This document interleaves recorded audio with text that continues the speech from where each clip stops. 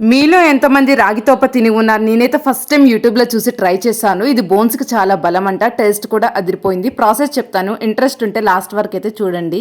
For the first time కనుక మన channel చూస్తే మాత్రం please do subscribe our channel త్రిహబా.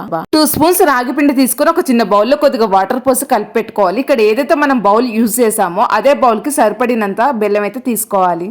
ఇక్కడ ఏదైతే మనం కప్ యూజ్ చేసామో 2 కప్స్ వరకు వాటర్ తీసుకొని ఒక చిన్న గిన్నెలో అయితే వాటర్ అయితే హీట్ చేయాలి. మన టేస్ట్ కి తగినంత సాల్ట్ వేసుకోవాలి. ముందుగా మనం తరిమి పెట్టుకున్నటువంటి కప్పు బెల్లాన్ని కూడా వాటర్లో వేయాలన్నమాట. ఆ విధంగా అది కలుపుతూ ఉండాలి.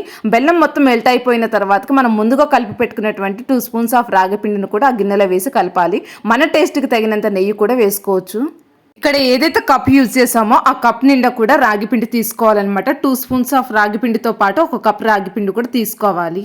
ఇంతే అన్నమాట దీని ప్రాసెస్. వీడియో నచ్చితే మాత్రం లైక్ చేసి ఫస్ట్ టైం కనుక మన ఛానల్ చూస్తే మాత్రం please do subscribe our channel త్రిహబా.